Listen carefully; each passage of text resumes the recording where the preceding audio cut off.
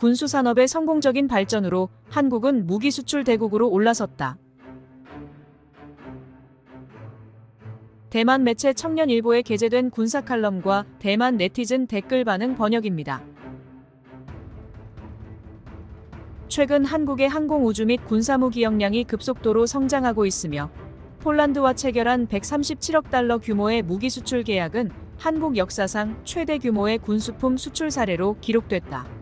한국의 군사장비 판매액은 2021년 72.5억 달러에서 2022년 170억 달러 이상으로 급증했으며 2023년에는 130억 달러를 기록했다. 이제 한국의 목표는 무기 수출 200억 달러를 달성해 세계 4대 무기 수출국으로 도약하는 것이다. 독립적인 연구개발과 협력 다원화.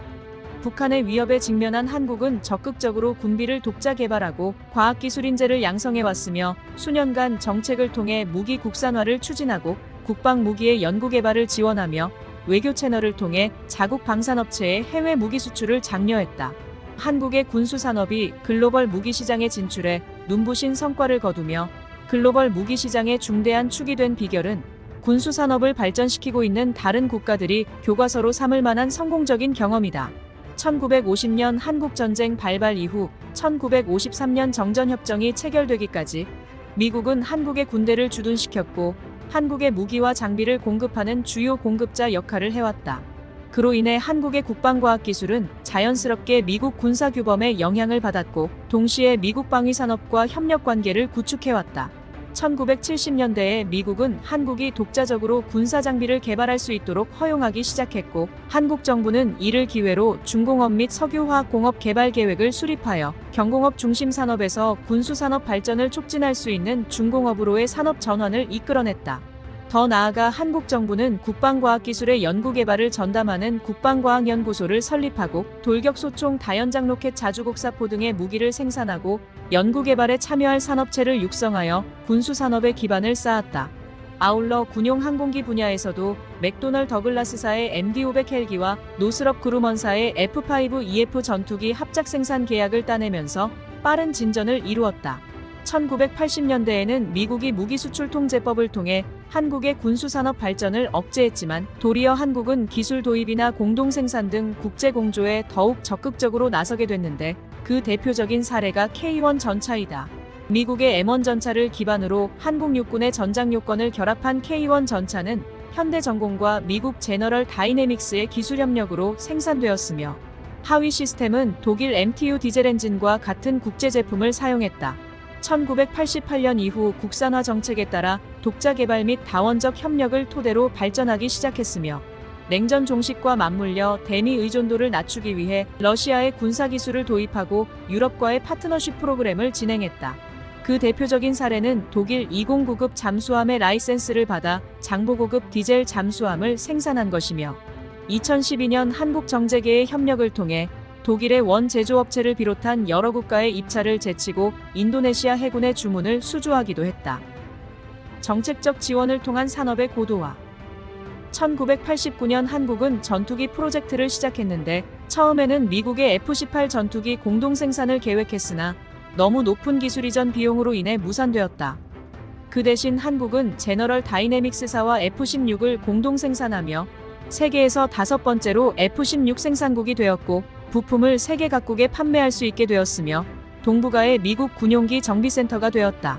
또한 한국은 블랙호크 헬기도 현지 생산 방식을 통해 조달하면서 항공우주 분야에서 적지 않은 이득을 챙겼다. 1991년 KT-1 기본훈련기를 독자 개발한 뒤로 제트 전투기 개발은 필연적이었다. 제너럴 다이내믹스의 F-16 전투기 조달 협력 프로그램에는 KT-X2 고등훈련기 공동개발 프로젝트가 포함되어 있었으며 미국 정부는 한국의 군사무기 시장을 계속 장악하기 위해 양국의 협력 프로젝트를 승인했다. 당초 제너럴 다이내믹스는 기술 자문만 담당했으나 1995년 한국 정부의 재정난으로 프로젝트가 일시 중단되었고 그 무렵 제너럴 다이내믹스는 로키드 마틴사에 인수합병된 상태였으며 로키드 마틴은 KT-X2 개발 프로젝트를 재평가해 시장성이 있다고 판단했다. 이에 따라 로키드 마틴은 프로젝트 비용의 13%를 출자하고 항전 시스템과 비행 제어 소프트웨어 및 하드웨어를 담당하는 파트너로 전환했다. 한국 정부는 프로젝트 비용의 70%를 출자했고 나머지 17%는 삼성, 대우, 현대 등의 항공우주기업이 출자했다. 1998년 한미양국은 공동 마케팅팀을 발족하여 KTX2를 개발했으며 1999년에는 이를 국책사업으로 최종 확정했다.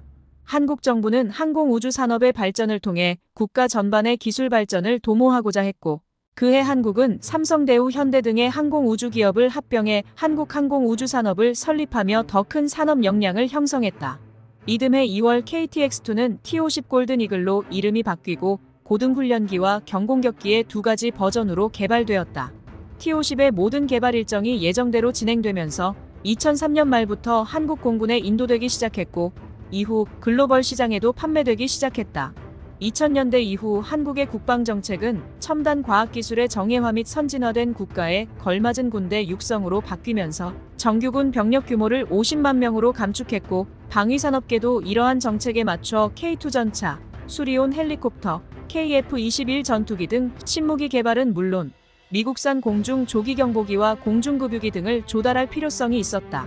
이에 한국 국방부는 2006년 무기 개발 및 조달을 전담하는 방위사업청을 신설했다. 2010년대 들어 중국 공산당의 군사적 위협에 대응해 아시아 국가들이 군사력 증강에 관심을 기울이기 시작했다. 전통적인 러시아산 무기는 더 이상 인기를 끌지 못했고, 국제 군사 규범에 부합하면서 성능이 좋고 가격이 합리적인 무기가 아시아 국가들의 선택지가 되었다. 한국 무기 상인들은 아시아 각국 사회에 깊이 침투했으며, 한국 정부의 외교 및 무역 지원 덕분에 한국산 장비는 점차 두각을 나타내게 되었다. 북한이 2004년부터 핵무기 개발 능력을 갖추기 시작하면서 한국도 탄도미사일 방어 능력 구축에 나섰고, 위성기술 개발을 심화시키기 시작했다. 2027년까지 한국은 약 11억 6천만 달러를 투자해 군사용 항공우주 기술을 개발할 예정이며, 민군 협력 프로그램에 따라 여러 연구개발 프로젝트에 투자해 군수산업의 경쟁력을 강화할 계획이다. 뛰어난 비용 효율성으로 시장 점유. 스웨덴 스톡홀름 국제평화연구소에 따르면 2017년부터 2021년까지 한국의 무기 수출 총액은 177% 증가했으며, 이것은 세계에서 가장 빠른 무기 수출 증가율을 기록한 것으로 러시아의 무기 수출이 26% 감소한 것과는 큰 대조를 이룬다. 과거 한국산 무기를 수입하는 지역은 아시아와 북미에 국한되었기 때문에 지난 5년간 글로벌 무기 시장에서 한국은 8위에 불과했지만, 현재 한국은 외교 무역을 통해 중동, 유럽, 중미, 오세아니아, 아프리카로 활발히 진출하고 있으며, 그 성공 요인은 다음과 같다. 정부의 강력한 지원. 한국은 국가 안보와 국방력 강화를 위해 군수산업의 개발 및 생산 계획을 적극적으로 지원해왔다. 역대 한국 정부는 군수산업 발전에 대한 보조금과 지원을 줄인 적이 없으며, 동시에 국방부문 개편과 민간산업과의 통합을 추진하고 군사기술 연구개발을 장려하며 군수품 수출의 특혜를 제공하는 등 다양한 정책을 추진했다. 정책을 통한 기술 혁신. 한국 정부는 국방정책 가이드라인을 통해 민간 기업의 전자 반도체 정보기술 분야 기술력 활용을 유도했고, KF-21 스텔스 전투기 부품 개발, K2 전차 및 K9 자주포에 AI 시스템을 적용하는 등 첨단 ICT 기술을 갖춘 군수품을 개발하도록 이끌었다. 국제협력을 통한 기술 도입. 한국의 군수산업은 서방의 주요 방산업체와 활발히 협력하고 있다. 미국 로키드 마틴사와 협력해 전투기 개발 사업에 참여했으며, 미국 공군 고등훈련기 TX 프로젝트에 T50을 참여시키고, 유럽 에어버스 그룹과 항공기 부품을 생산해 협력하는 등 다양한 분야에서 협력하고 있다. 지정학적 전략에 기반한 국방. 한국은 북한의 장기적인 안보 위협과 중공의 군사적 팽창으로 국방력을 향상시킬 필요가 있었고, 동시에 군수산업 발전을 가속화했다. 이로 인해 한국의 2022년 국방비 지출은 세계 10위에 올랐다. 군수품 수출의 유연성. 전통적인 판매 조건과 달리 한국 군수산업은 구매자에게 기술 이전을 제공하고 현지 생산을 허용하며, 우대무역 금융 조건을 제공하고 보증 및 사후 서비스를 제공해 한국산 무기 판매에 큰 이점을 창출했다. 이상의 요인을 종합해보면 한국 군수산업은 다양한 종류의 장비에서 상당한 발전 성과를 이룩하여 전 세계로 수출하고 있다. 한국 군수품의 뛰어난 가성비와 나토 표준을 준수하는 통합성은 한국이 세계 군수산업에서 주요 플레이어로 자리잡게 만들어준 요소이며, 이것은 군수산업을 발전시키려는 다른 국가들에게 모범적인 교본이 될 수 있을 것이다.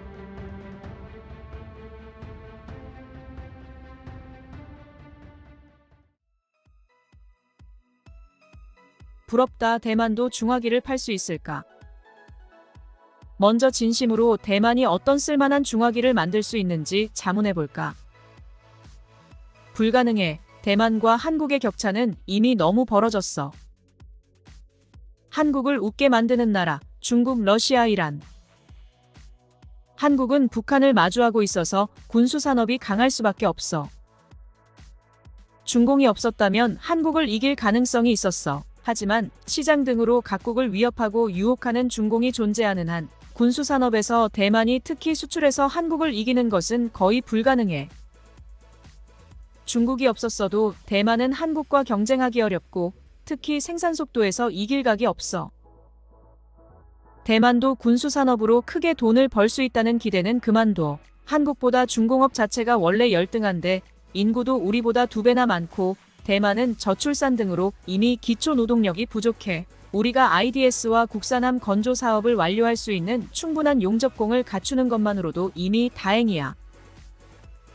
한국은 러시아와 협력해 로켓을 개발하고 유럽과는 레이더를, 미국과는 전투기를 개발하고 있어. 대만은 우린 그냥 부품만 살 수 있어도 웃을 수 있지. 대만은 주요 부품을 구하기 어려워서 자체 제작하려면 얼마나 시간이 걸릴지 모른다. 예를 들어 한국은 자주포를 자체 제작하기 전에 미국의 기술 이전으로 M109A2를 만들었고 그 이후에 외국과 협력해 포신 기술을 사고 전차 차체 제작 경험을 결합해 자주포를 독자 설계했어. 대만이 이를 따라하려면 가장 빠른 방법은 A6 생산 라인을 가져와 직접 제작해본 다음 천천히 포신을 사오거나 기술 이전을 통해 개량하는 거고 성숙한 제품을 만들려면 적어도 10년은 걸릴 거야. 전차도 마찬가지로 한국은 먼저 M48A5K를 자체 생산했고 그 후에 미국 업체와 협력해 설계하고 라인 메탈 주포를 기술 이전해서 자체 전차를 생산할 수 있었어. 대만은 M60A3를 개량하려고 해도 여기저기 비용 절감만 하고 엔진은 여전히 기존 마력을 유지하고 있지. 이렇게 보면 대만은 자체 전차를 만들 기회가 없다는 걸 알 수 있어. 만약 대만 육군이 M1 외의 전력 공백을 메우기 위해 자체 전차를 제작할 계획이 있다면 이번 M60A3 개조 업그레이드 안건에서 오래된 750마력 엔진을 전체적으로 업그레이드해야만 포탑과 업그레이드된 장갑을 교체할 공간을 확보할 수 있어. 한국을 이기고 싶어. 대만은 주로 경무기를 많이 만들지 않나. 대만은 부패한 관료 때문에 망했어. 대만은 더 이상 국산차도 생산 못해. 볼 필요도 없어. 중공업은 완전히 졌어.